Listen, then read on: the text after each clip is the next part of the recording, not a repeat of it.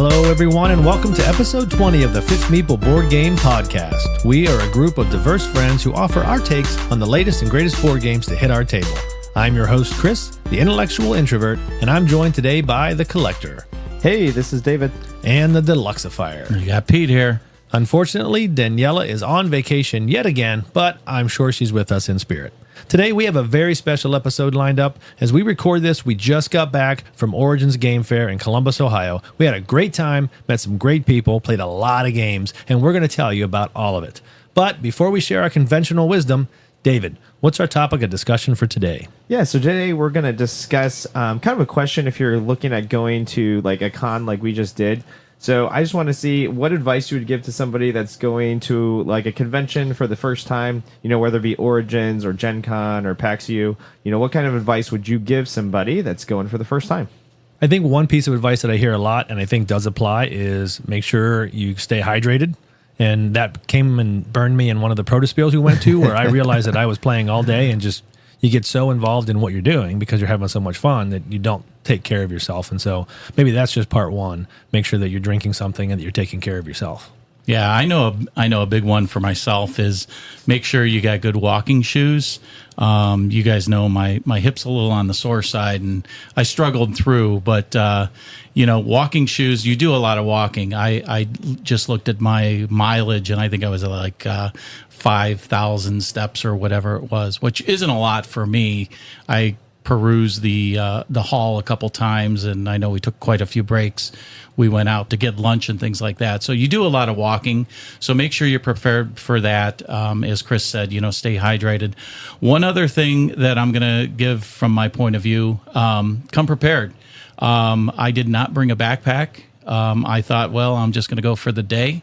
First thing in the door, I walk in and here's a ticket. You can get a prize. And next thing I know, I'm carrying around a game for the next 2.5 hours before we, break for lunch and put it back. So I would also say, bring a backpack, even if it's not filled. That would be another suggestion that I would say. David, you got anything for us? Yeah, I got a couple things. I think first, actually bring maybe one or two games that you can play, like different kind of filler games. I know when me and Chris were there, we thought we would just get in on games, people would be playing games, but the problem is it's always timing when you get to these conventions. Like sometimes there's people that want to play a game that you might not know, but sometimes there's just, there's nobody, or you have a weird like 40-minute gap to fill to your next thing. And I think that we made the mistake of actually not bringing many games. I think we only brought one between the two of us. So yeah, I would say maybe bring a couple small box games, something that you can easily play with some people, maybe like a 2-player, 3-player, 4-player, 5-player type like that. Also, I agree with Pete, definitely bring a backpack. I know I kept a couple of big bags inside of there in case I did buy something, so I didn't have to kind of walk around with it unless I found something to buy.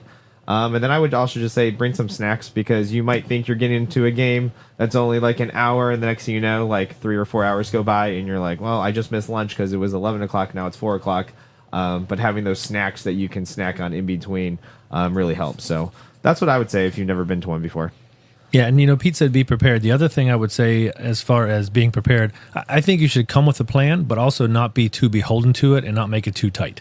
Know the things, I definitely want to see this, I definitely want to see that, but don't get yourself so locked up into that, well, I was going to do this at this point and this at that point, to where you don't really have fun because you're just trying to go from thing to thing to thing and not branching off to something that really catches your eye. The other thing that pops into mind, given our experience in a couple days at Origins here recently, is maybe you might want to bring with yourself a small container of hand sanitizer, because it can get a little nasty in certain places at times at the conventions. Yeah. I'd recommend that too. Yeah, one other thing, you talk about don't over plan, but also do some planning. Like I said, I was pretty sure I was going to be coming down maybe 95%, the week of. And like I said, I jumped in the car in the morning and I'm like, oh, well, am I going to grab some breakfast or not? I think I threw a banana in the car and, just headed down. I like doing adventures. But again, then when I got there, I know, Chris, you were asking me, what do you want to do? Huh? I don't really know. I'm just here for the experience. So, I really wasn't as prepared as maybe I should have been going down. So, as far as advice, again, make sure you're packed. If you're going to go, think about the small things that, you take for granted when you're at home. So that would be a little bit of my advice. Yeah, the last thing I might say is if you're going into a convention where you're out of town, so you're literally going somewhere, check out the city. If you get a chance, we took the opportunity for lunch, for example, rather than just, we can just catch something right here in the convention center. We went out on the streets. It was during the day. It was safe. We're going to talk about the North Market a little bit later because I thought it was just such a great place where we got to sample something new from some great restaurants that I otherwise would never have known existed. Yeah, I agree. It was great. Well, thanks, guys, for those great pieces of advice. And if you guys have anything to contribute, we'd love to hear from you on any of our social media sites, or feel free to always send us an email at thefifthmeeple@gmail.com. Yeah, and one of the best ways to help us is to also leave a review on Apple Podcasts. If you do, we just might read it on a future show. And as always, thank you all so much for listening.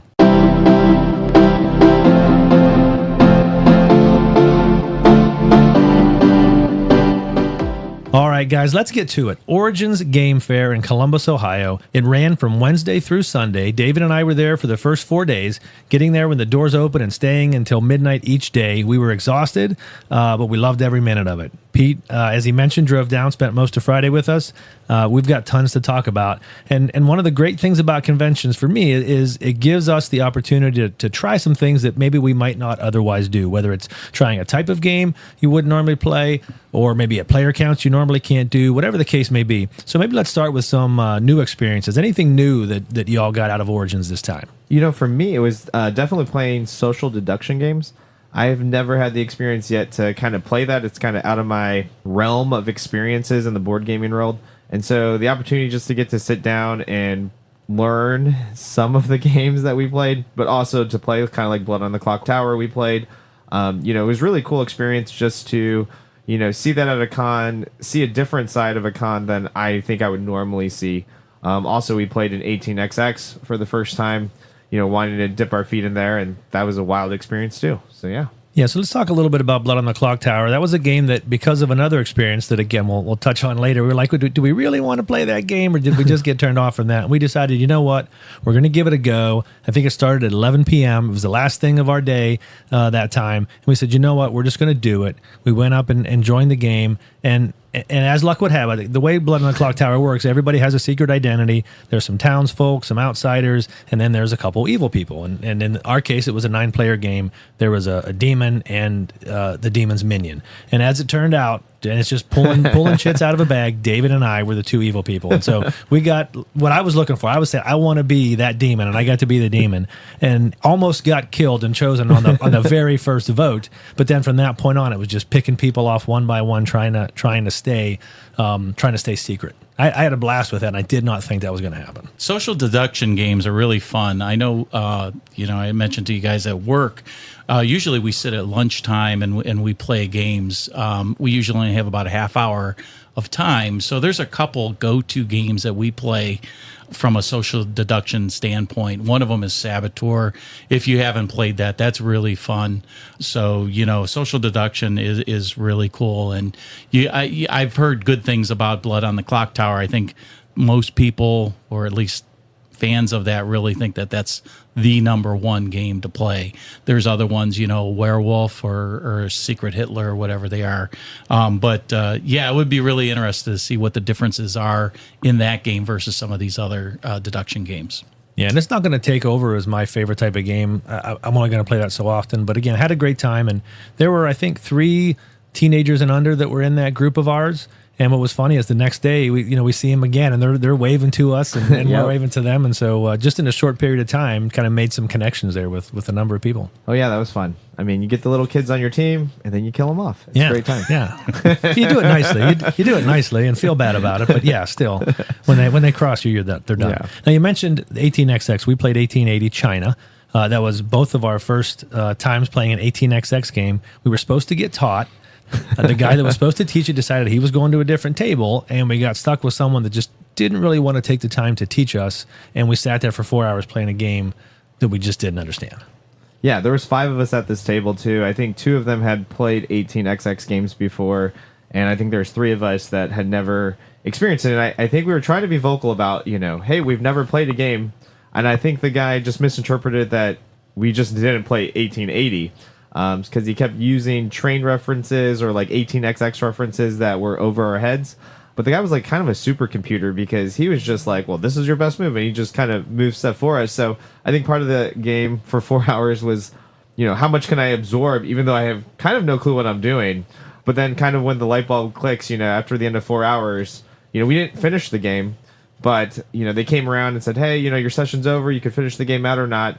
And the gentleman who had kind of taught us how to play, he went on to explain how the rest of the game would have played out over the next 2 hours if we decided to play it out. And I pretty much probably agree that that's how it would have played out. And basically how it was going to be miserable for us because Exactly. he had got himself in a situation where he could just control everything and we're just going to sit there, spin our wheels while he builds up his wealth until he decides it's time to move the game forward. And we're like, okay, then we're done. Yeah.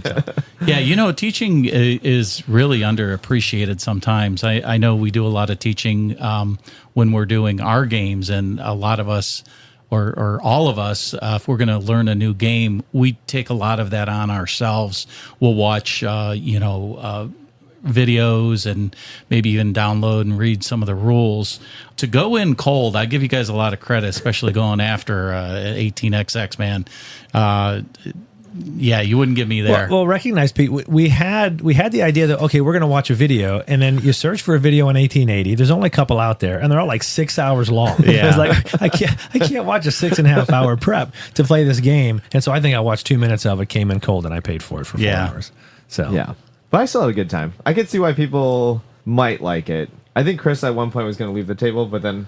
But that was for different. I just yeah. So there was other reasons there. Now the other thing I have written down here that was a new experience for us. You mentioned we brought Schadenfreude as the only game other than I brought a game that I designed and we never broke it out. But we had Schadenfreude. That was our go-to. We used it as our filler. But Schadenfreude is a 3 to 5 player game, and we only had 2 players, and there is no 2-player variant. So we very quickly just created one. Probably the worst Automa idea ever, right? You deal them a hand, you take 2 cards off the top, and if one of them works, that's the one that goes. And if not, or they're both tied, you just put the first one out. And the dumbest Automa ever that I think beat us every time we played it. Yeah. I mean, it was uncanny how many times that Automa took second place and managed to win the game. It was crazy. Yeah, it was crazy. I actually think it's good Automa. You should probably publish it. Yeah, it'd be like 3 lines. On BGG, Here's how you do it. But it was funny. And it also led, I thought, to a different experience where you really couldn't predict what was coming out of that hand. Oh, yeah. And so you thought, and to me, that was fun. And again, it wasn't a high stakes game or anything, but it was fun just to see, oh, you've got to be kidding me that this guy just flips over that card and screws me over yet again. Exactly. Yeah. Because, if you never played that game before, it's the second highest card takes the trick. And so with the Automa, if you don't know what it's actually doing, you might play like a high 9 card thinking that it has to follow suit, but you might forget that it really doesn't follow suit sometimes. So you might have the only card of that color. So you have to take that suit. So it definitely brought some interesting things. But it was very timely. And when it wanted to play in sequence with us and when it just wanted to screw us over. So it was pretty funny. Yeah, it was just funny. Very cool. Now, Pete, this wasn't your first time at Origins, so maybe not exactly a new experience for you, but the last time you were there was, I think, 25 years ago. And so what was different this time around? Yeah, the last time I was there was back in 1999, so this is pre-2000. And I can just remember the convention being so much smaller. I went back online and I looked at some of the attendance records, and actually they really didn't carry many attendance records back from when Origins actually kind of got their foothold and they were going to be staying in Columbus. That started back in 1996. I might have even attended that one, if not the year after, because I do remember going down there with some friends, and some of the games that I actually have, I purchased down there because that was a lot different then. Today we have Kickstarters, everything's online. We're going way back when the internet was young and small. I mean, it was just starting to come around, and communicating was a lot different then. I would say that the hall sizes were about 1/3 of the sizes that they were. And quite honestly, the thing that really amazed me was just the sheer number of tables.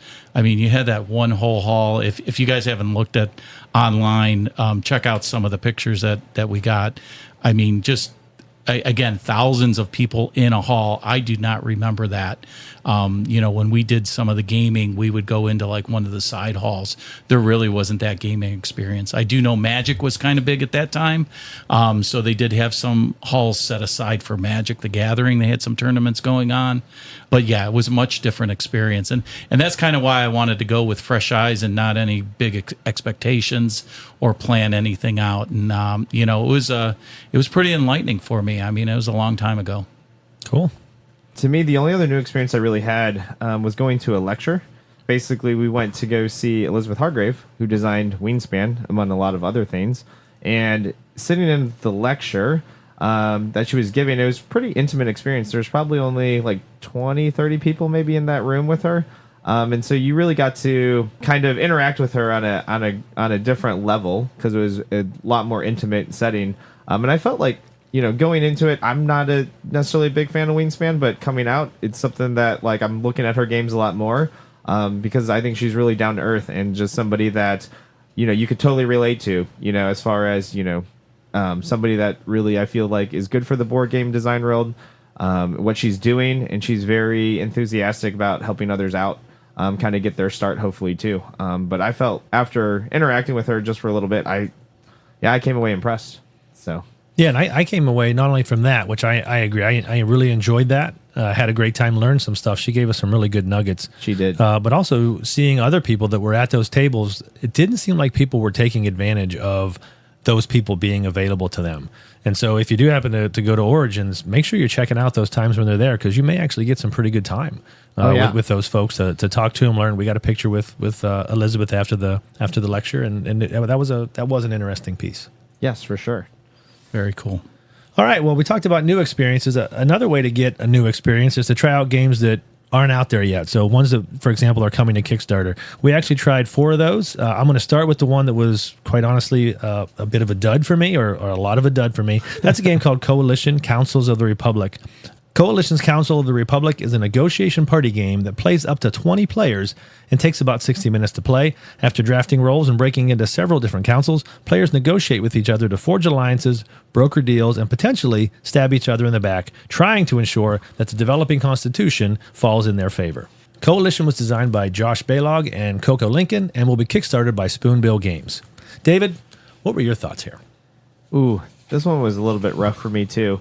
Never playing a social deduction game and then coming into this one that was pre-Kickstarter, I think what I had in my mind versus what actually happened when we got there were totally different things. I feel like the rules teach wasn't as good as it should have been because I think when we got basically sitting down and we were all like different classes. So I think somebody was a nobility, somebody was clergy. So you represented different classes in this world and you wanted your class to go the highest on these color charts. So you represented you represented 2 colors. So mine could be like green and yellow. I think I was a merchant. So I was trying to vote for, I don't know what colors actually. It was yellow, I know for sure. I actually don't know what the other color was. But long story short, you do a voting round for every session. So you'd sit with like 4, in this case 5 other players. So basically 1 from each of the classes plus an independent that had their own winning conditions because we had an odd number. We had like 15 players. So we had 3 independents. And the guy just goes, negotiate. And literally we didn't know what we were negotiating on. There wasn't like a law that looked in front of us, at least that I saw, that was like, hey, let's pass this. There were some arbitrary things. But even if you passed your color, like something would happen at these other tables. So there was 3 tables. And instead of like, if our table voted blue, if the other 2 tables voted yellow would still pass. So it had nothing sometimes to do with what we were doing in our interaction. It was like majority ruled even outside of our little realm. And then one player would rotate. I'm not quite sure. I'm still confused. If I went back, I probably wouldn't play it again. That's just my take on it. I know some of the people at my table really liked it or seemed to like it, but I think this game you had to have more of an imagination. And I'm just not there with my gaming, at least for that level. So I think you have to role play more, and I wasn't there yet. How about It's you, Chris? really tough to role play when you're not even sure what what you're role playing. Yeah. Hey, you I had no should be clue what voting you were blue. role-playing. And it's like, well, if I should be voting blue, then why do I even need to be here? Right? Yeah. If you just tell me I should be voting blue. And I do think the teach was pretty bad. We had to figure out the game as we go on, but even as I figured out the game, it just wasn't fun for me. And so I would not be seeking that out. I do agree there were a couple people that seemed to be having a decent time, but most of the people were just like us and were like, I don't know why, but I'm just voting blue. Yeah. Right. So And some players had like some powers or something they were doing. My power was like horrible. So I don't know. I think it was a little imbalanced because this one guy was like, I can do this and this and this. I was like, really? I should switch cards with you or something because I can't do nothing. yeah, and I didn't even know what my win condition was because it was in the rule book and they didn't have a copy of the rule book of all things. And so not a good experience there. Yeah. So I don't know that I have much more to say about that. Yeah, that almost sounds like a cross between diplomacy and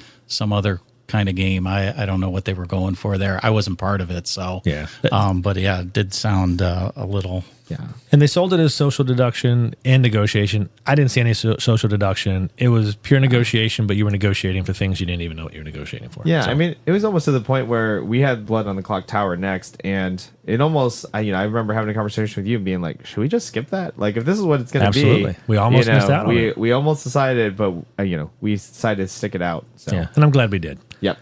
All right, the second one we tried out was a game called Sugarworks, which is a 1 to 4 player programmed action and contract fulfillment game. Typically takes around 30 minutes to play. Now, each round, candies are added to 5 different conveyor belts, which are activated after players take their opportunity to adjust the product flow. The candies move in a specific sequence, and when they bonk into each other, crazy things happen that impact where they end up. They could jump from one conveyor belt to another or even go backwards. If they're not bonked off the conveyors completely, the candies are eventually deposited into one of 3 candy bins that are tied to goals each player is trying to accomplish.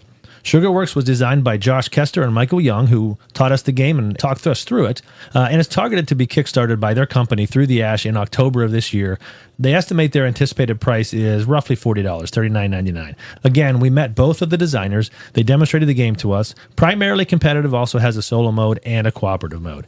Anything off the top of your head there, David? The components they showed us on the board, I actually like the components. They were like candy pieces. I think some of them, if it would hit it, like it hit a triangle candy shaped piece, so the piece would, ramp up the triangle candy shape and it would go, up on the next conveyor belt. So some of them were intuitive. I think some of them might need a little bit tweaking. I think that was the hardest part, is figuring out when candies hit each other, which was the cool part about that game. What actually happened and in what sequence, because I still think the order was a little bit tough. I think I got my head wrapped around it, but just kind of at the end. Even when we were playing, I was like, what does this piece do if it hits this piece? Because some of it reacts before, some of it reacts after, depending on what type of piece it was. But, overall, I think they have something there, especially if you like programming games that have a lot of, manipulation as far as when you put candy and stuff on the belt and then try to manipulate the squares, because you can program action squares basically in the factory. And it looked like you could do some manipulation as far as where the candies came out at too, and how they were distributed, where they started. So, I'm not necessarily the biggest programming kind of game player, but if you like something like Robo Rally, I think this is a lot lighter version, a lot more family friendly potentially, but something that if you do like programming games, this might be something that you could definitely look at, especially if you had maybe younger kids in elementary or even junior high. Yeah, I love the theme of this game of a candy factory. I told the designers that when they started describing their game, I immediately saw this old I Love Lucy episode where they're in a candy factory and the conveyor belts are just going crazy and they're doing everything they can to keep up. And that just brought a smile to my face. And I agree, the pieces were gorgeous. I hope they end up funding to the point where they can make those types of pieces, because they were these cute little candy pieces that sometimes can make the difference for table presence. If I remember correctly, there's 5 conveyor belts, maybe 6 spaces as it's moving along, but they don't just move forward. Depending on what arrows are on that conveyor belt, they'll switch from conveyor to conveyor or maybe fall off. And that's one of the things you're doing to try to impact what happens as they move down. You can take a tile and change where a candy will go when it gets to a certain point. And I think you can predict that to a certain point, and then to a certain point beyond that, you can't. Yeah. And I think the more you play it, though, the more you're going to be able to understand that. The other thing that helped me is one of the designers, as he was describing it later, mentioned that the order of activation is the order of a rainbow. When you think of the Roy G. Biv, that's the order that those candies go in. And that once you said it, so okay, I can keep track of that. And I asked them, what have you found to be the super fun part of the game? And they said it was the bonking, when a candy hits a candy. And I can see that because that's also when everything you thought you knew was going to happen just basically got bonked. And now you just got to see how things fall. And so I can see where that would be a fun part of the game. Yeah, I think they also had, like, you were mentioning Lucy earlier, like I Love Lucy. They do have a Lucy mode. They had some special player powers, I think, that we didn't see, right, that we didn't demo. But they also had monsters you could put on the conveyor belt that, like, ate candy. So that was interesting, too. I'm just thinking about how to upgrade that with real candy. And when they, fall off, then you have to eat them. That's what I would go for. There you go. I think this game has potential to be a lot of fun. I do think maybe there might be some adjustments still to be made. They're still in development. One of the things we commented, because you go around before the conveyor belts activate, you can each take a tile from your hand, put it down on the conveyor, and that impacts where you go. But if we're going around the table and David puts a tile down, I can take my tile and just wipe off the tile he just put on there. And so then it's okay, I didn't really impact what I was doing. It's really the guy at the end who he described it as having the hammer, like in curling. Yeah, you're the one with all the power. I think that might be a little frustrating when you put your tile down and immediately comes off before anything happens. It's just immediately wiped off. That being said, though, I think there's potential there. Again, these guys are looking to launch in October. They did say maybe if they don't get it ready in October, they'll push it back a little bit. But that's the time frame. If this game sounds interesting, keep an eye on Kickstarter, and it'll be there. All right, the third game that we looked at was Parks and Potions, which is a 1 to 5 player dice drafting, contract fulfillment, and set collection game that's themed around healing wildlife in a sanctuary with potions. The game takes about 15 to 30 minutes to play, depending how familiar you are with the game. In each round, you roll 4 dice 3 times, with each player choosing what are called extract tokens, which are little vials of basically chemicals, if you really get down into it, or let's say magical elixirs that match 2 of the dice that were rolled. As the round progresses, you can combine those extracts, create different extracts, and it's all based on the color wheel. So if you have a blue and a yellow, you can put them together, and you exchange the blue and the yellow, and you get a green. And so that's, in addition to drafting those extracts, you are also manipulating them to get the colors that you really need. At the end of the round, players then use those extracts to concoct potions that are on cards that are in their hand, and then you use those to heal the needy critters that are just out in the forest needing magical potions to heal them. Parks and Potions was designed by Chris Eastridge of Moon Saga Workshop, and Chris actually taught us this game.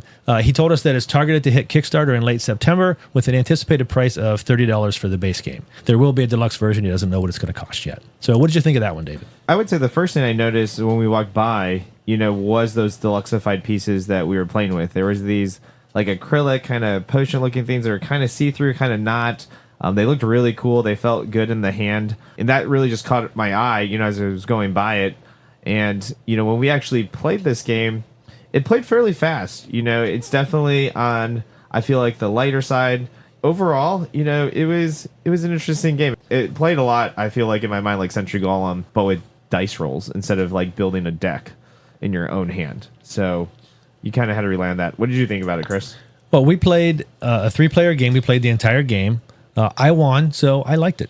Liked it a lot. No, really, I thought it was fun and easy, but also there was a bit of crunchiness there. So you couldn't just, I'm just going to take all the extracts I can get, because you were limited to 6, and literally 6 at any point. If it's middle of the round, you draft your 7th, you either have to combine 2 to form a color, assuming you want one, or you just discard one. And so there was sort of planning out that I can't make my potion until the end of this round. I got to figure out how to make it work and not end up just losing out on opportunities. So there was a little bit of crunchiness there, but not so much that you got analysis paralysis or anything like that. It reminded me a little bit of Potion Explosion, Chai, which we had played earlier. They're light, but also pretty fun in my mind. Not sure if the cards are necessarily balanced, but I haven't played enough to say that. It just seemed like I passed you a 6-point card, and then I misread something on the card, and I was like, wow, I should have kept that, because that didn't look too bad to get. But I also know he's tested it a lot, and it wasn't a blowout. Or it was a blowout, wasn't it? Yeah, it was a blowout. I think he said you scored the highest he's ever play tested it with. Yeah, I needed to get that in writing. So, well, yeah. It also, it kind of depends on, you draft goal cards.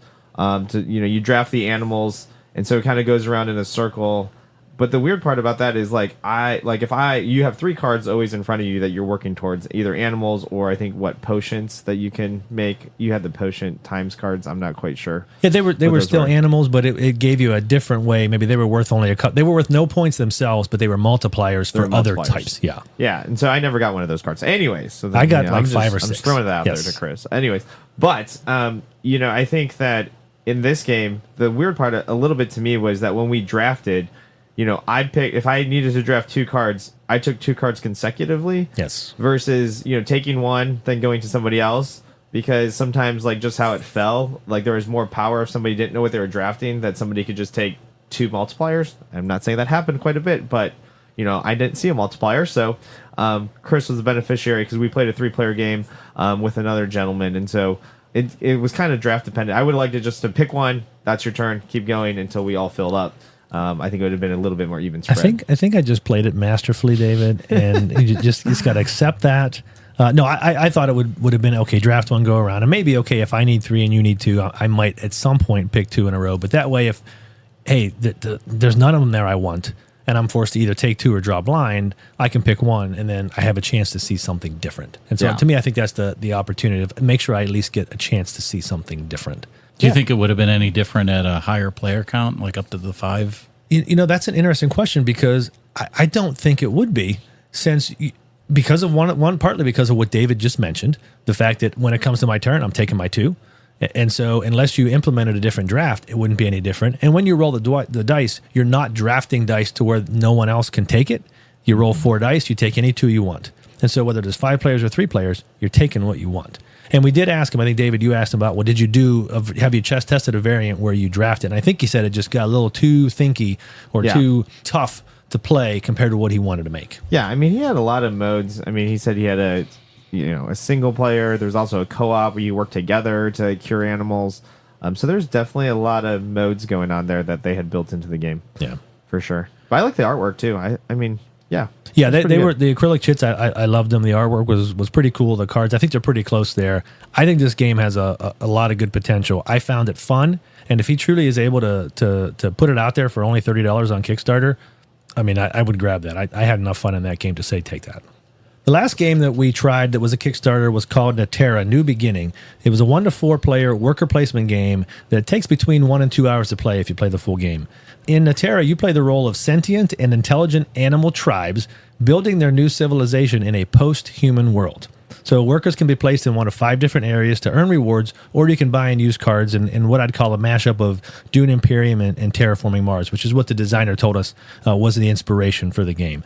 Player powers are highly asymmetric, including individualized tech tracks. The player who earns the most venture points after 4 seasons rules the animal world. Natera was designed by Eric Fugere and Hugo Tremblay-Ledoux and is targeted to launch on Kickstarter on August 27th by Horizon Games. We actually sat and got taught by one of those designers. Eric, what did you think, David? Yeah, to me, this was actually one of my highlights of the convention. I play a lot of board games, and when I sat down and learned this one, somewhere after like the first round, it just really clicked for me. And it's something that when we were talking about kind of all the different things the game was doing, I just really want to go back and play it. Like even now, I'm like, I wish I could just go play this game. It's probably in my head at the moment. I know I only had a small sampling because we didn't even finish the game. But in the 2 or 3 rounds we play tested the demo, I want to say that I would probably rank it the best game I've played this year, and probably in the last 2 years, the best game I've played on a table. So I think it was that good. The things they were doing with cards, like one of the things that was cool about it is there's a lot of different resources you can get, but in order to pay for a card, instead of having you have to have these exact resources, it was you had to have 1 out of the 3 and whatever that number was. So it could be like you have to have 3 hearts, 4 brains, or whatever, 5 batteries, or whatever the other one was. So you never felt like you were locked out, because if your character couldn't get brains, maybe he could get hearts and you could still buy that card. And I haven't seen that in a game yet where, I have 3 different ways to buy this card and play it. And I love that about this game. I also thought the tracks were really cool. I haven't seen, the player powers that we all had. They seemed to work and they were kind of cool. Like Chris had, leader meeples. Right. I was playing the bears and they were all big, so they were all leaders. So I could never be blocked. Yeah. So basically, if he played on the work placement, if you play with your big leader, nobody else can go there. He can't be blocked.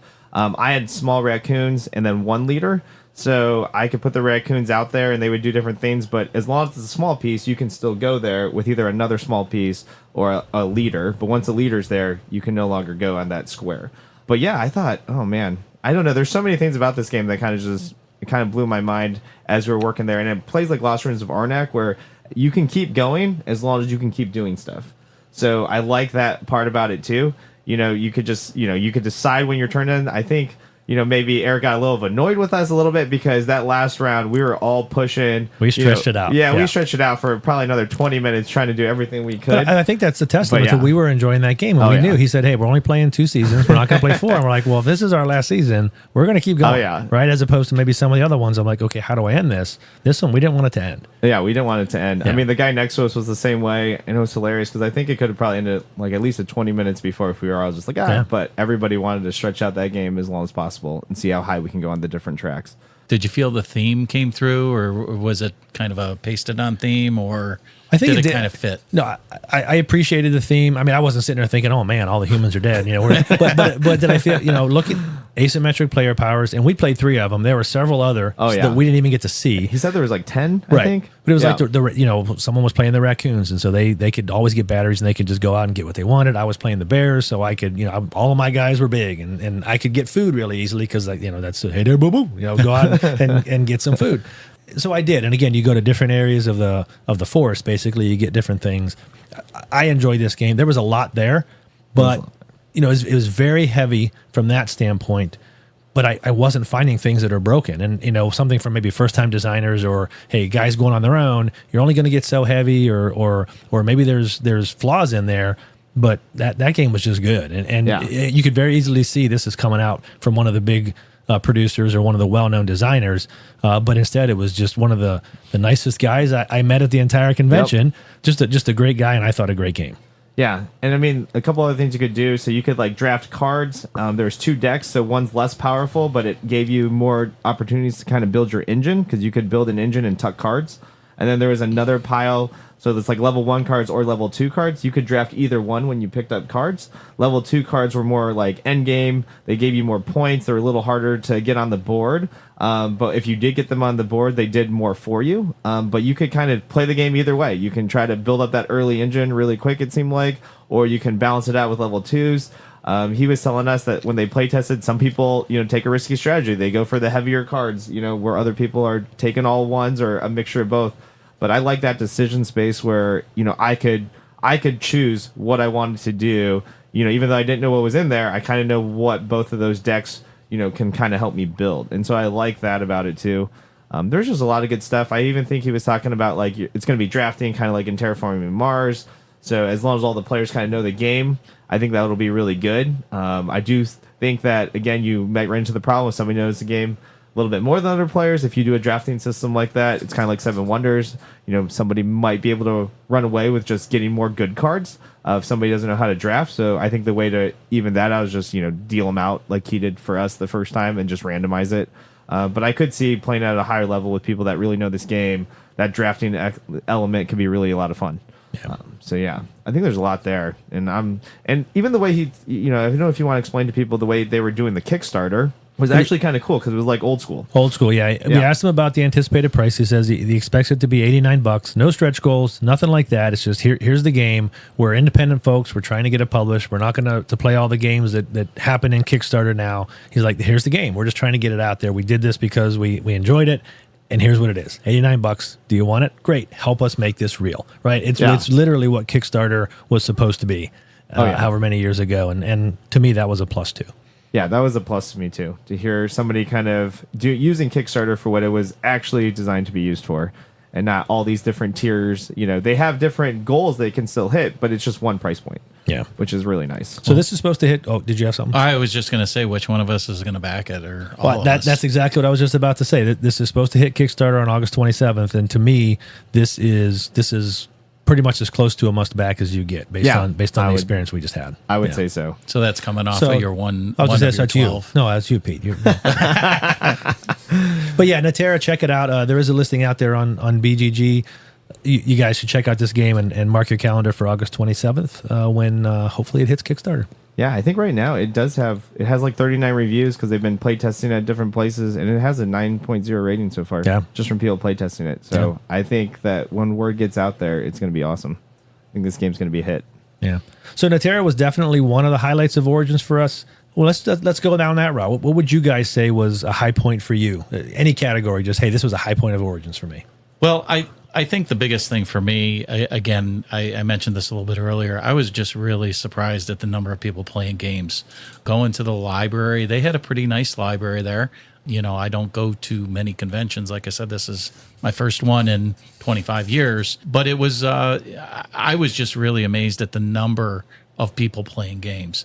It just amazes me how this hobby has really grown from where I remember playing years and years ago. Well, and David, you commented on that earlier before Pete even showed up that, hey, the Origins is kind of this is the con where you come to play. Yeah, I do. And I was trying to look up while we were talking because I know somebody was quoting from the library how much their checkouts were up. And I want to say it was close to like 30 or 40% even over last year. Like the amount of checkouts they had. I think on Sunday alone, I saw like a stat that it was like 400 or 500 more games on the Sunday than the previous last year Sunday. Just goes to kind of show you how many games are getting checked out. So Pete's got his phone out. Yeah, Here we go. I actually took a snap of this. This is from the Origins Game Fair thing. The numbers, there were 17,706 attendees, which is up 10% from last year, from 2023. There was also $7,000 raised by the Extra Life for Children's Miracle Network Hospital. So they must have had something going on there. Games checked out from the library, 5,640, and that was up, David, 35%. Nice. Really, really amazing. And 88 pints of blood were also donated to the Red Cross on the blood drive there. I feel like one of those might have been from me when we played Arcs because I just got beat down. So they probably could have been, could have got another pint of that. The blood, yeah. Yeah.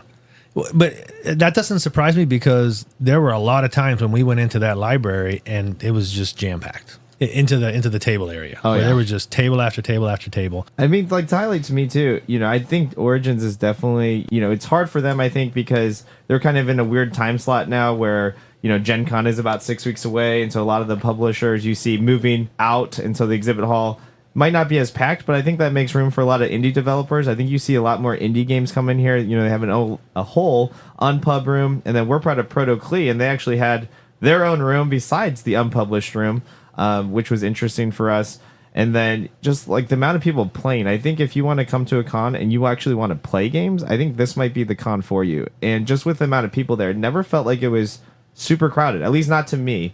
I never was stressed walking down the aisles. I felt like there was always ways to walk down the aisles. I also thought that you could sit in on a demo or just wait maybe a couple of minutes, and there was always demos open and people willing and wanting to teach you, which I don't know if it's true at all the cons as far as how many people are actually there. But the last thing I would say is most of the people that we met and played games with over the convention, I think Chris said like 28 or 30 something games.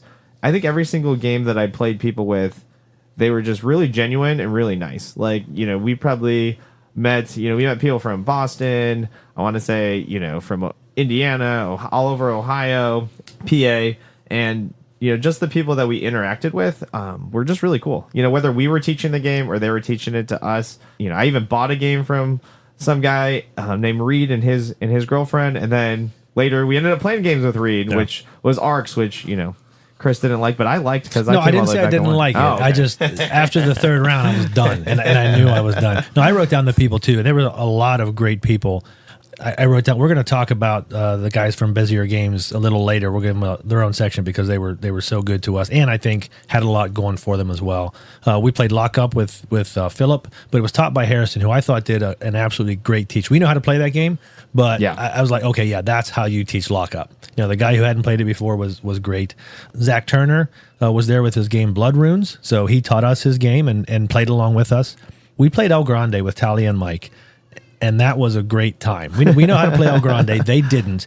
We taught it to them. we kind of went out in front, and then I think we looked at each other and said, okay, well, let's make sure we don't target them. But then towards the end, like, maybe we should have. Yeah, exactly. Because then here comes Mike and just storms past us to take the win. We finished, it was like 5 points between all four of us. Yeah. Right? I think it was first place, 1 point back was two people tied for second place, and then just 3 points back. And so it was we had a lot of fun in that game. We did. And if they haven't gone out and bought El Grande at this point, I'll be surprised, Me because I too. felt like they really enjoyed that game.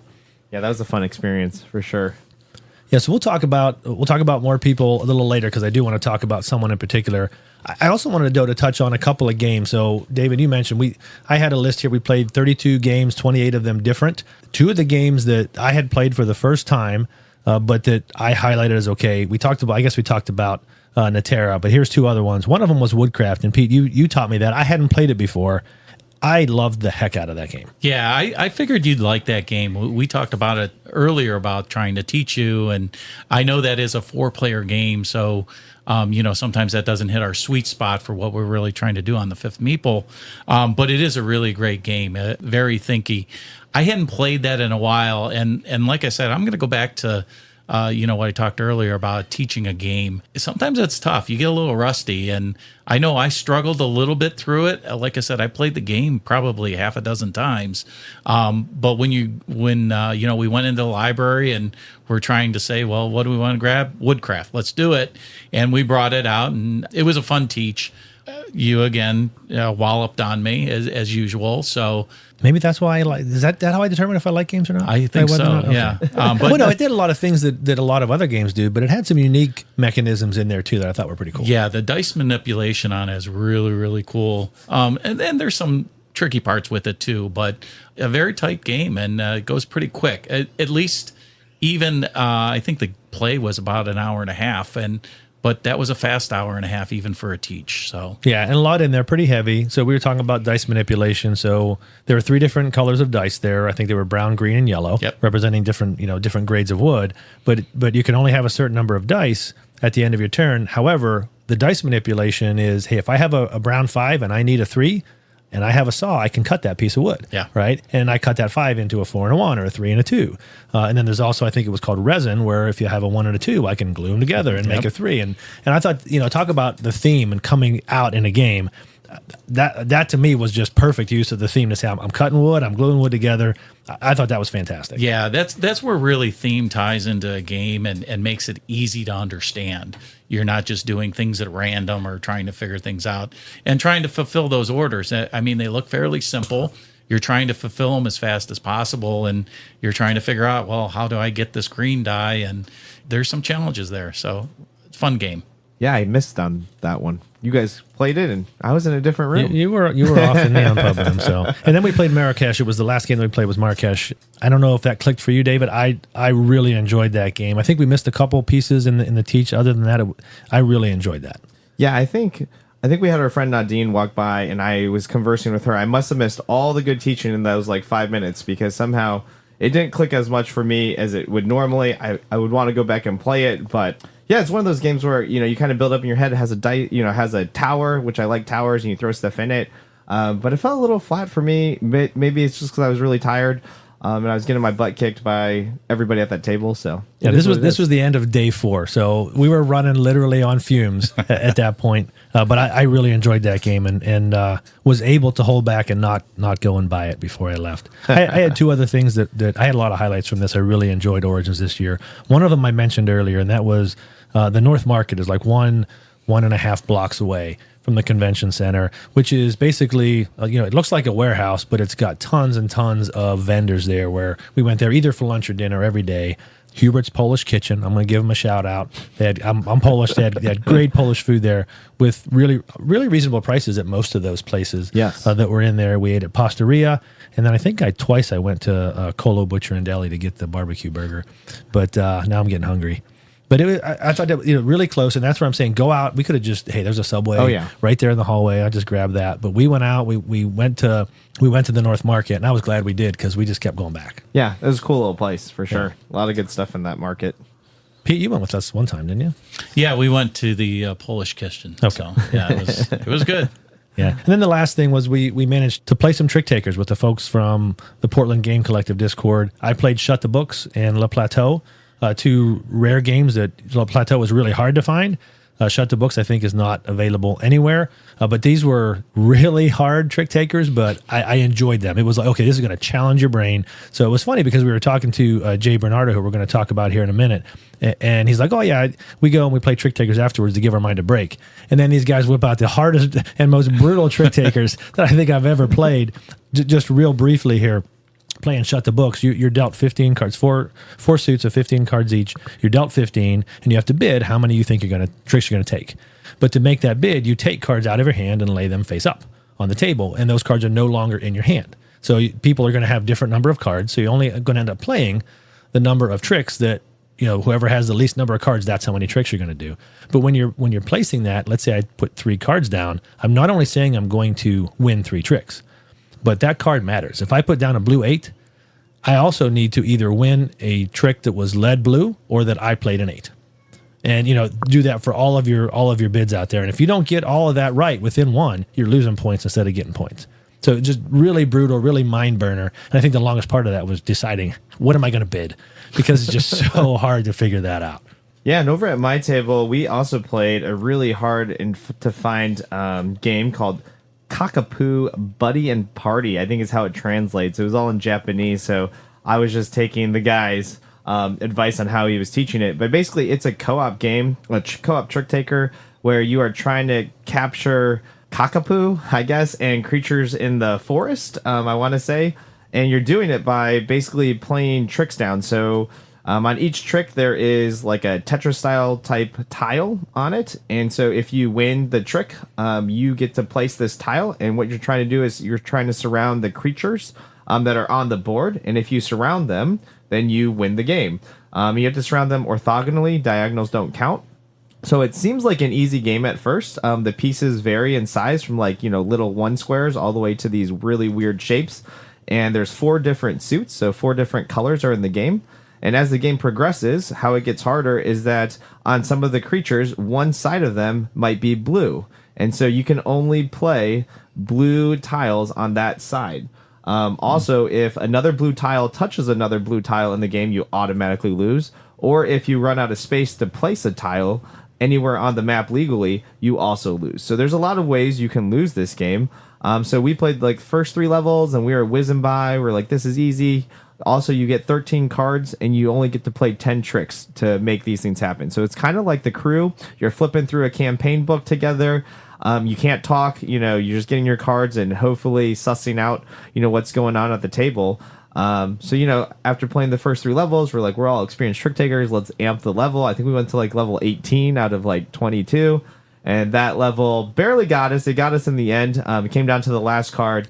But it was definitely challenging. There was 3 creatures on there. They all had different colors, going on. So the trick of the game is at first when you play it, the 8s and the 9s with the really big pieces on it are really, they're like, why wouldn't I want this piece? But the kind of the game and how it works is as you get tougher creatures, you're trying to figure out how can I short suit somebody so that we can play the smaller pieces that can help us actually win the game, because the bigger pieces we can't actually put on the board because either we'll lose or we can't actually surround the creatures in that way. So it was a fascinating game. I hope they bring this game out here. It was released on 2023 in Japan, and it doesn't even have the publisher, on BGG right now.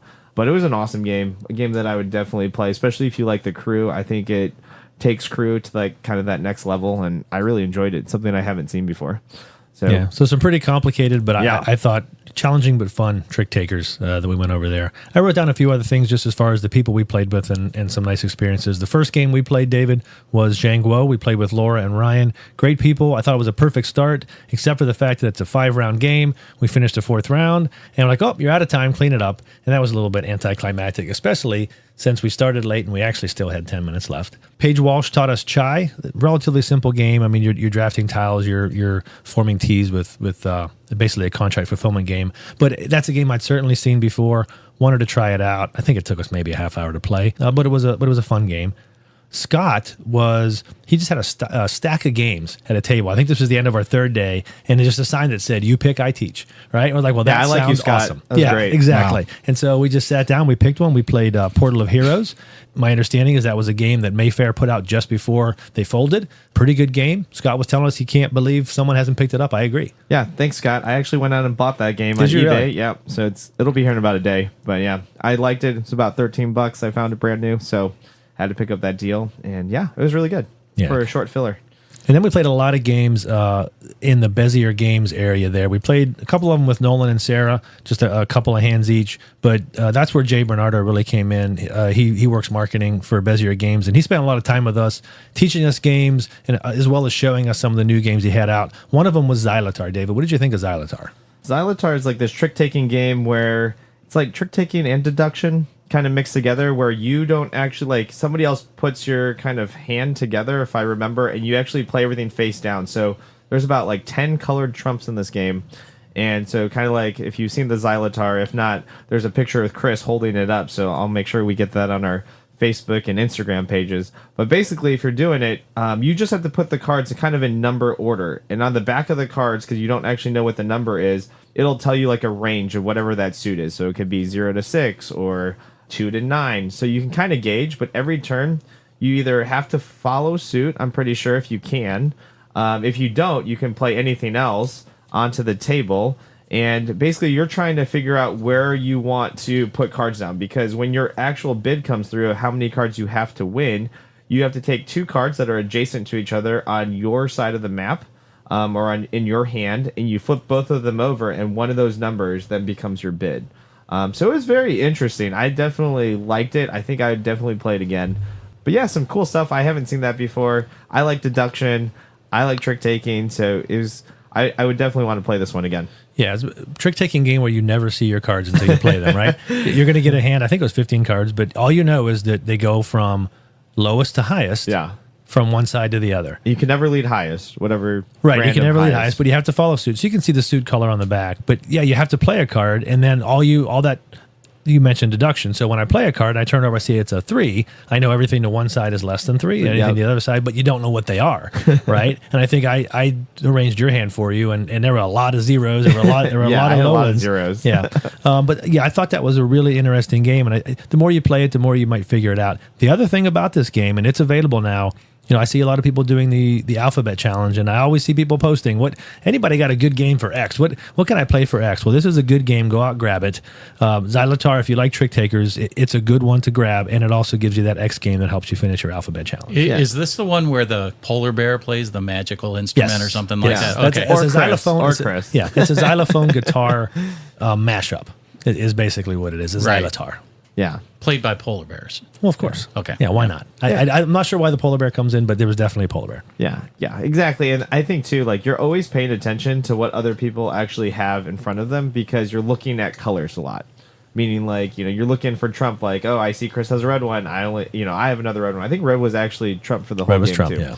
So, but you're definitely paying attention, not just to your hand, but other people's hands, which I actually like too, because it's kind of a heads up game versus like a heads down, like most trick takers, where you're just really concentrating your own cards until you see somebody else play something.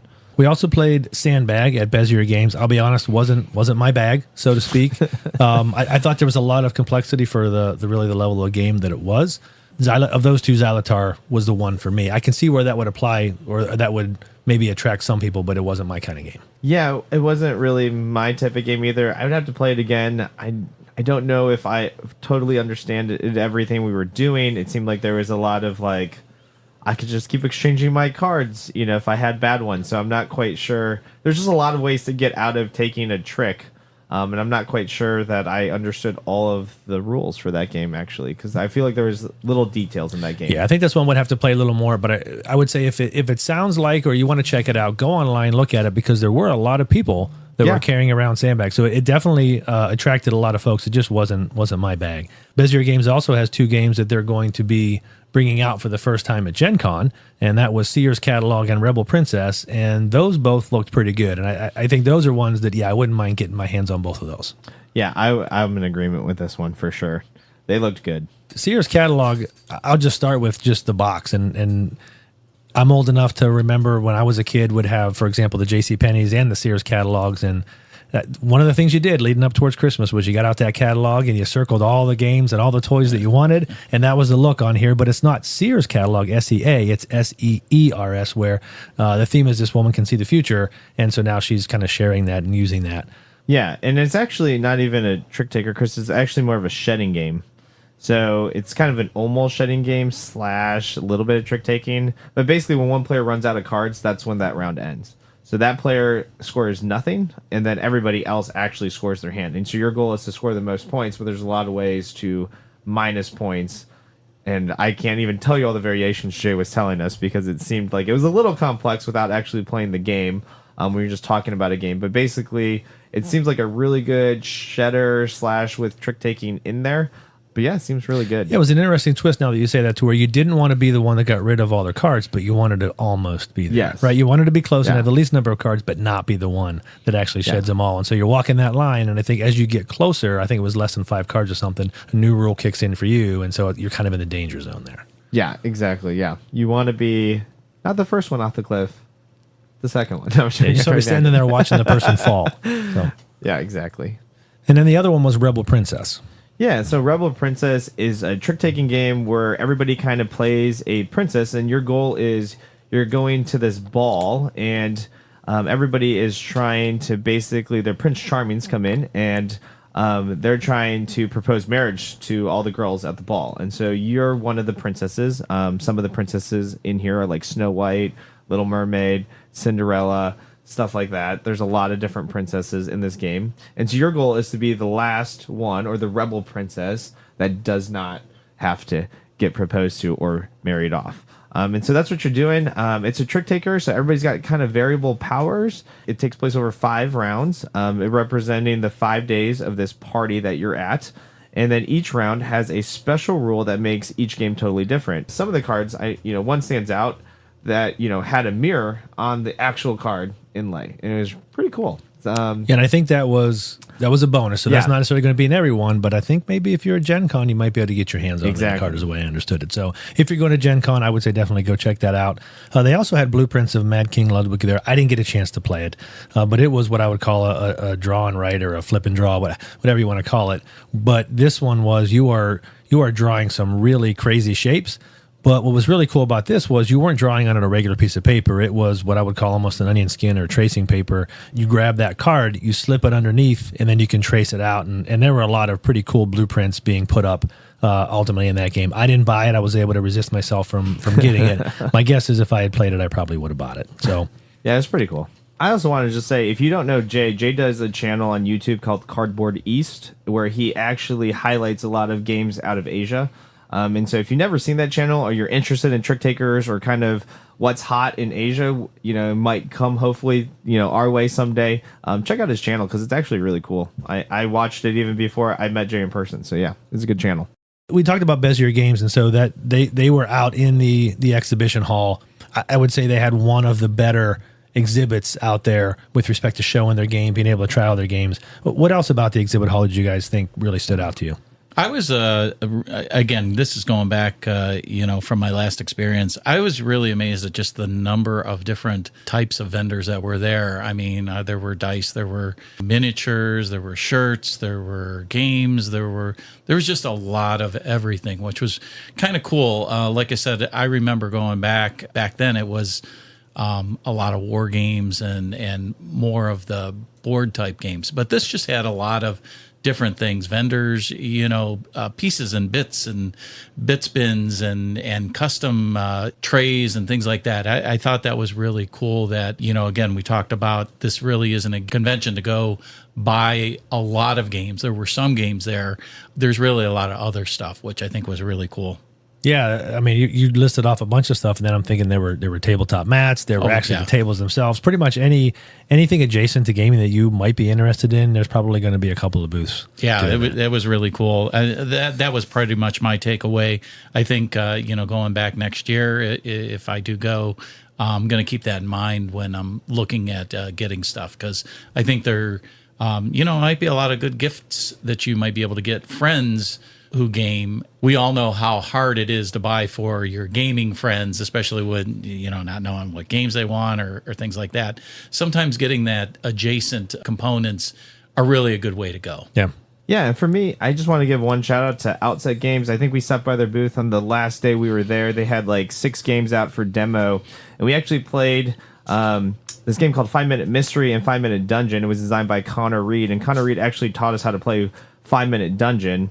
But I ended up buying 5 Minute Mystery. It was this quick mystery type style game with this really cool lock mechanism piece that basically it's a wheel that you can basically spin. If you think of the Price is Right in the giant wheel, just think of like a combo lock with 5 of those little things you can move around. And in the game, I don't like a lot of real-time games, but this game is a real-time game where you only have 5 minutes to solve it, and it's kind of like a whodunit. So you have a list of suspects, if you kind of think of like Guess Who. So they all like have different, types of skin, different objects that they're in there. And your goal is you're looking at cards, kind of like Where's Waldo style, and you're trying to find all these different symbols on there. So there's a square symbol, a triangle, a circle, a star, and I can't remember the other one off the top of my head, but there's another symbol you're looking for. I think it's a cross. And so you're trying to find all these different configurations. There's like 6 of them that could be potentially in the scene. And once you find them all, you're putting them in this combination. You flip over the card. If you get all the symbols correct, you get to flip over clue cards to try to figure out who the culprit is. And by doing so, you pick out at random out of these like 30 cards, you draw like culprit tile to start the game. You play it face down, and on each side it has a barcode. And so the clues, when you get to pick one, so if I picked a red clue, I would try to match up the barcodes together. And let's say it was an umbrella. If the barcodes match, then I know that the suspect has an umbrella out of these. So I could eliminate all the other guests, like kind of like Guess Who style. But if it doesn't match, then I know that anybody that has an umbrella is not a suspect, so we can flip all those down. And so I bought this game, something that I thought we could play with my wife, and we ended up playing it yesterday for an hour. We put together a bunch of the different scenarios, and I actually had a bunch of cousins in town on Sunday, so we're recording this on a Monday, and we actually played it with them before they left. So we've played this game about 5 or 6 times now in the past day since I brought it back, and we've had a lot of fun with it. So it's definitely something cool. It's actually got an app that's online too with a timer, and so you can pick your episode, and it actually reads you the episode, and it does a countdown timer with music, and they alert you every time a minute goes by. So it's actually a pretty cool thing. But it's fun meeting some of the guys there, and they were signing autographs like on any game that you wanted, which was kind of cool to see a lot of the designers just interacting with people that were buying their games. And you don't always see that. They're not only teaching, but they're willing to sign it, kind of sign anything you wanted. But I saw a lot of that at their booth too. So it was a really fun booth. I ended up buying another game from them as well, for my little girl. Hopefully she could play it someday. So yeah, you definitely knew you were being taught right, because you were being taught by, in many cases, the designer. But yeah, I agree. Outset Games had a great setup there. We went there on our last day. We probably spent 40 to 45 minutes there, but we played 5 games while we were there. Right, they were all like these quick 5-minute games. We played the full game. So we just went from table to table, said, let's try this one, quick teach and go. We played Keys to the Ice Castle. You talked about 5 Minute Mystery, 5 Minute Dungeon. We played Shadow Ninjas, which are you moving these cats around this maze, trying not to be spotted. One guy was playing the ones trying to catch you, and then we were all playing individually, moving the cats around. And then Psychobabble, which was sort of a deduction game. It sounded like it took place in Cthulhu realm, where we were all, one of us was going insane. Turns out it was me who went insane. And I didn't know it. And I was sure that I was not insane, but I guess that's how it is. When you're insane, you just don't know it. It's actually pretty funny. Yeah, I just want to say, I think, Chris, you almost had to drag me away from the Fire Tower game. Yeah. That looked really pretty. I had a hard time walking away from that. Internally, I didn't want to tell you, because you guys would have talked me into buying it, and I would have. But I think you would have enjoyed it. There was a lot of people carrying around Fire Tower. Yeah, it's one of my other friends. He does enjoy that game, and I probably should have just bought it for him, or at least got him those bits. That fire looked awesome. You guys know me. I like the bling, and that was just fantastic. And just to say one of the other highlights, Merchants of the Dark Road, they had their newest expansion there, and I am eagerly awaiting for it to come in Kickstarter. I think it's going to be coming very soon. So just seeing that there at the table was really cool. I didn't get a chance to play it, but I know it exists. Nice. The last thing I had about the exhibit hall was just calling out all play. I always feel like they have the best display. I remember that from last year. They had it this year. All of their games, really easy to tell where are they. Four-sided, beautiful display. You wanted something, you can just go up, very easily find it, very easily pay for it. And then they've got their games, a lot of their games set up to where you can trial them as well. So I feel like they always do a really good job there, and this year was no exception. Not everything, though, was necessarily perfect. I wrote down here, it was Origins. Were there any original sins that you thought just didn't click for you there? Going to a gaming convention, I really expected to see a few more game vendors out there selling games.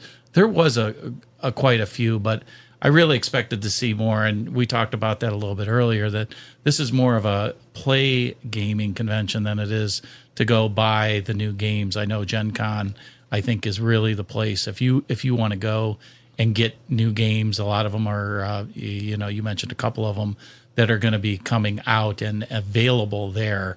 That's kind of like the kickoff of the year.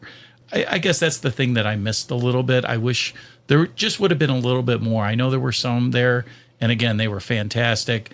Again, we saw some demos, but they just weren't available for sale. So, that's kind of bittersweet, but it is nice to see them.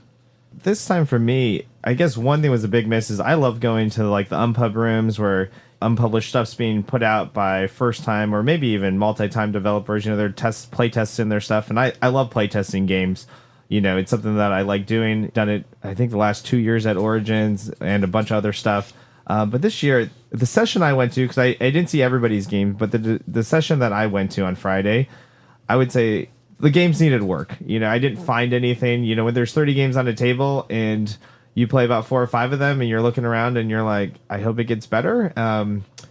It never did. It was the first time I actually left an unpub room and didn't stay there for the whole time, just because when I talked to some of the people and looked at their games and kind of how they were explaining it to me, I just didn't see anything there that stood out. And maybe it's because I've been playing a lot more games, and I kind of know what a good unpublished game might look like.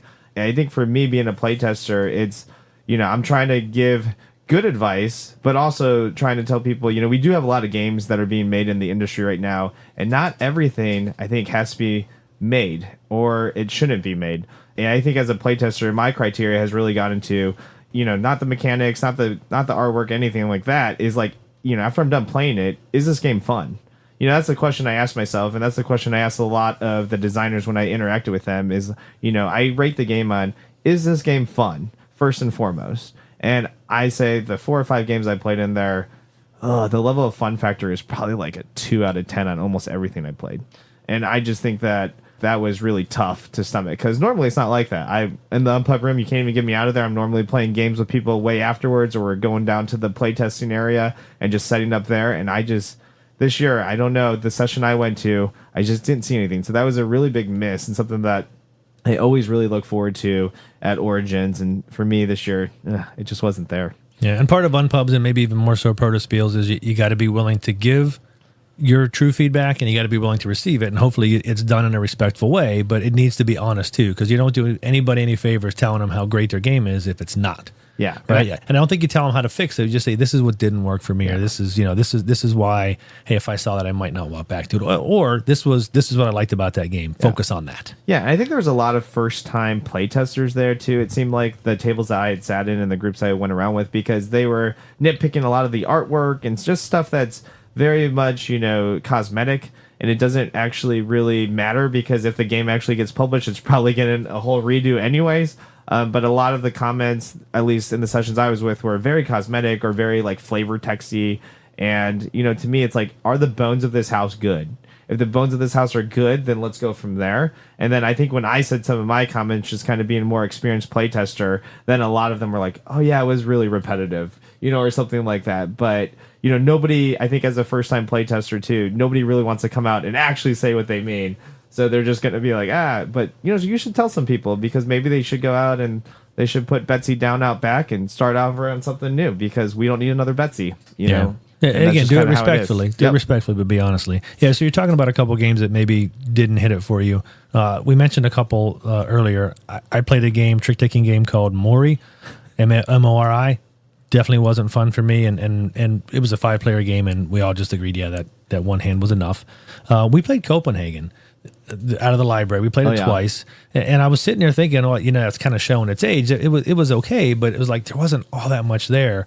And then I looked, and it's not that old. It was only 5 years old, and I would have expected more from a game that came out 2019. So a little disappointed in that. I also felt, though, you were like the entire time, like, oh, there's Arcs. Where's Arcs? I got to play Arcs. And then you played it, and I felt like, well, maybe didn't quite live up to what was in your head. Yeah, so Arcs was billed as like a trick-taking mechanic, but a kind of like a 4X game or a 3X game. And we played it, and, with Reed was happy enough to teach us the game. And the teach was decently long. There's a lot going on in this game. I think on the complexity scale online, it's like a 4 out of 5 stars or something like that. 4 out of 5 weight right now going on with it. But there's definitely a lot of nuance. The player powers, like on each leader, there was a good thing and a bad thing, though, on each one. And so that negative really kind of impacted the way you played the game a lot, I feel like. More so than even the benefit that the character gave you. But yeah, that game, I thought it was going to be like a 3-hour game. It ended up being almost 4 hours, I think, with the teach included. With the teach included, it was long. I couldn't believe how late it was when we finished. Yeah. So we were playing this game, and it's definitely a take that game as far as like, if you're going to go in there, just be prepared that that's kind of your feelings might get hurt. I know, like early on, I think I was getting gained up on in the first couple of rounds. I thought I was actually out of the game. So my strategy for rounds like 2.5, 3, and 4 was just like turtle in a part of the map so I don't get eliminated. Because there is player elimination where you could just get clearly wiped off the board and that's your game. Yeah, you can still play cards, but I'm not sure what you can do about them, especially if someone wants to target you. Yeah, I got targeted later, and I had a really tough player power, at least for me, to play. But there was someone at the table there that I thought when he was executing to take that part of it, he was being a little overboard with respect to how he was doing it. And I didn't appreciate that very much. And so I just decided, okay, I just don't want him to win. And right at the end, I just got out of your way, right? And so there's a way to block someone from getting where they want to go. And I took the move action. I just moved my ships out of the way. And then David had a path, and he just came over and just totally board wiped this dude. This kid. And that felt a little good to me. I didn't get to be the one that delivered the blow, but I like to think that I had a little something to do with it. There. I was the kingmaker. Yeah. David won. Yeah, I did come back and win. I can't believe that. But yeah, I got lucky because it could end on round 4.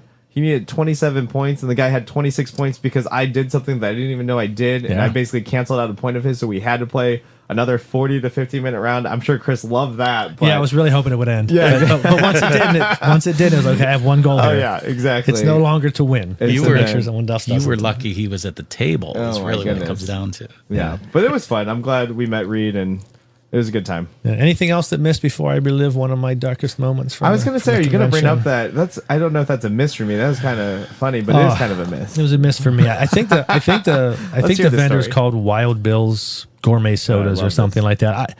I saw it last year and I didn't do it, and I spent a year saying I'm going to get a soda. What it basically is, you can buy a cup, and if you get a certain cup and spend a certain amount, you basically come back and refill as many times as you want for as long as you're there. And you can get different levels of cups. And I'm like, I've been thinking about this for a year. So the cheapest cups, the cheapest cup's $35, and it gets you a 1 day. But then you can spend $7 a day. But again, it's just kind of a regular cup. And then there's a double insulated cup. And then there's like I don't know, it's made out of some kind. He's called it a cast iron cup. I don't know. It was heavy. It was awesome. It was $100. But I said, I've been thinking about this for a year. I got the cup. And I just pounded as many sodas as I could that day. I think I did six sodas that day, and it's like I'm gonna get my money's worth, right? The end of the day, that was the day we played Blood on the Clock Tower. We're up till midnight. We're walking out. I drove that day. I had to pay in order to leave, and in order to pay, you're in a pay machine. I put my cup on top of the pay machine, went through the payment, and then we drove away. And I get home or back to the hotel 20 minutes later, walking to the hotel, and it's like, you feel like something isn't right here. Why are my hands empty? And it's like, oh my goodness. David talked me into driving back 20 minutes. He was willing to go, and we couldn't find it. And so we looked it was like, I've been looking forward for it for a year. I decided to go all in and get the big one, and somebody got a really nice present. When they went to pay, they got more than they paid for their parking out of that cup. Yeah, we calculated you had to drink like at least 7 sodas a day for 4 days to get your money's worth. Which I out can of that do. thing. I could have done it. And you were on track. Yeah, you were could have probably done gaining it. a lot of weight too, but you were on track. And then somebody else, I guess, is going to gain that weight. Well, maybe you can make a plea that if anybody was there and found your cup, they can reach out to us and get it back to you. Yeah, we'll post a picture. I have a picture of Chris with his mug, all happy, smiling in front of the soda place. Yeah, you'll see it on a milk Yeah, carton. you'll see it. Yeah, You'll the see the missing before and thing then 6 somewhere. hours later. Oh, that was so. I felt so terrible and so dumb when I was like, I cannot believe I did that. All right, so that was one of the purchases I made. David, you mentioned you bought 5 Minute Mystery and another game, so let's talk about that before you wrap it up. You go there? Sometimes it can be really tempting to buy stuff. What'd you guys come home with? Well, I picked up an expansion for Goats. Again, I mentioned earlier we play games at lunchtime, and sometimes we get that. We have 5 people at the table, and playing Mountain Goats is actually pretty fun. If you haven't played it, I would suggest trying it out. It's really an easy game, and it's good fun. So I was able to get the expansion for the 5-player. And another item that I picked up was actually the Saboteur board game called Saboteur: The Lost Mines. I picked that one up, as I mentioned earlier in this as well. We play Saboteur a lot at work. I think this game's a little bit too long for a lunch one, but we do sometimes, or I should say I sometimes will host a board game night for my players at work, and I think I want to break that out when I host that game. So those were the 2 things that I really picked up. I came back with my wallet not too light. Yeah, for me, I think I'm going to make it a tradition because my wife, she was kind enough to take off work so that I could go do this for the 4 days that we were gone. So I ended up getting a game, for us to play together, which was 5 Minute Mystery. I also got a game for my little girl as she kind of grows up. It's called Keys to the Ice Castle. I think it's kind of a better version than like a Candyland or something like that, where I could teach her different things in the game, and she could pick it up at a younger age. So I think I'm going to make it a tradition if I go to these cons, to pick up, something for each one of them that I can interact and play with them in the future. As for myself, I really actually didn't get a lot. I got Lockup, the Deluxified pieces, because we like to play the game, me and Chris. And so it's time to get the nice little acrylic tiles because they feel really good when you place them down. I'm such a bad influence. I know you are a bad influence, Pete. So yeah, got those, and then I made a deal like off site, on Facebook Marketplace. Met Reed there, did the deal with him. I think I picked up Endless Winter, Encyclopedia, and Tendaya. And the last one, I did pick up the Court of Miracles too for $10. It was like on a fire wholesale clearance, so I'm looking to get that game to the table too. But yeah, it was actually weird because Chris was trying to talk me into buying Mistwind. I think we're gonna let other people try that out. El Burro, I was trying to get you to pull the trigger El on. Burro, yeah. So I'm just waiting for those deals on the secondary market. So that's where I feel like I'm going a lot more to, unless it's something really special. Yeah. But yeah. So I came into Origins. I made a New Year's resolution at the beginning of the year. I was only going to buy 12 games all year. Basically, I allowed myself 1 per month. I came into Origins having bought 3 this year. I'm now caught up because I ended up buying 3 things. I only went there looking for one thing, and that was Gloomhaven Buttons and Bugs. I've played, I don't know, 80, 90, maybe 120 some. I think it is 120 some scenarios of Gloomhaven. I've started through Jaws of the Lion. I still have Crimson Scales that I haven't even started, but I was really looking for something. I've been feeling that itch, but I don't know if I want to start a massive campaign. And I thought this was a really good game. I mean, it's tiny. It's smaller than my cell phone on a cross section, and maybe 4 times as thick, and that's it. It's a small box, but it's a 20 scenario, basically mini version of solo Gloomhaven. I came in looking for it. Ended up getting it for $20, and I got a free Cragheart pin along with it. I also bought Mountain Goats. I had played that for the first time last year at Origins, and this was, my wife's not a big gamer, but she's willing to play a light game every once in a while. I had a lot of fun playing that, so I got that as sort of the target for a new game that we could play together. And then I wasn't planning on buying this either, but we saw Joan of Arc and Orleans Draw and Write. It was like $15 on sale at Miniature Market. I enjoyed Orleans, and I thought this was a neat little version of it, especially at only $15, and it had a solo mode as well. So I bought that. David and I played that, I think that day that we got it, wasn't bad. I mean, it did feel like Orleans. I thought it was a pretty good implementation of Orleans. So those are the three things I got, and I was happy with that. I didn't overspend. I was surprised there weren't more deals than what there were there, right? You go to a convention, and I felt like you're paying the same price as you would anywhere else. Yeah, I felt that way. I felt that way too. Like I said, I really kind of expected a little bit more vendors and a little bit more games for sale. I know there was one area where they did have some discounts, but it really wasn't any games that I was really anxious to buy. So, yeah, I agree with you on that.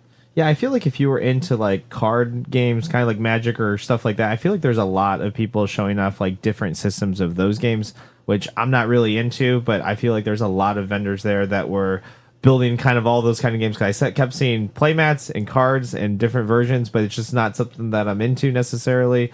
But Chris, I think you forgot the that $100 soda mug that you bought too on your purchases. No, I went into that, but I didn't bring that home, David. Well, that's not bring it home. It's not a game either. Exactly. And, I'm going to make an argument. These games are fairly small. I would count them as one. Okay, maybe. We'll see how I finish the year, how I have to justify it. So, all right, guys, any last thoughts before we finally leave the convention center and shut off the lights? Yeah, Eric, if you're listening to this and you have Natera and you need another play tester, me and Chris are happy to play with you. If you ever want to come to Cleveland, Ohio, come on out. So I can't wait till you get launched, and I hope it goes well. So still in my head. Yeah, I'm going to think about coming next year. I will probably show up. And again, it may just be for the day because, like I said, I think I'm going to need this year to kind of see what my goal is and kind of think about if I'm going to go down there, if I'm going to spend the night, play some extra games. And maybe, if I want to go after that experience of, just gaming with a lot of people. I know we do our gaming sessions and that, but I'm thinking about next year. We'll see what happens. I'm up in the air yet. Yeah, for me, I had a blast going down there. We just did one day last year. We did 4, David and I, this year. It's funny, going into the 4th day, I was like, maybe I've had enough. I'm ready for this to end. I'm getting kind of tired. And then halfway through the day, I'm like, holy cow, this is almost over. I don't want it to end yet. And so just once you start getting in there, it was just a lot of fun. And again, we played a lot of games, met a lot of great people there. So thanks to everybody who interacted with us and played games with us. Really had a great time. I'm looking forward to next year already at this point. Yeah. Those kids are going to come back and get us next year. Yes, indeed. And I guarantee you, if we get in a group with them, we're dying the first round. We're going down. That's why we never played another one. Yeah. They will remember you. Yeah. All right, well, that's going to do it for this special episode of The Fifth Meeple. Again, I, for one, am already looking forward to going back to Origins next year. If you're at Origins or if you just want to get in touch with us, email us at thefifthmeeple@gmail.com or give us a shout out on Facebook or Instagram. Thanks for spending this time with us, and until next time, may all of your experiences be original ones. We'll see ya. See you guys. See ya.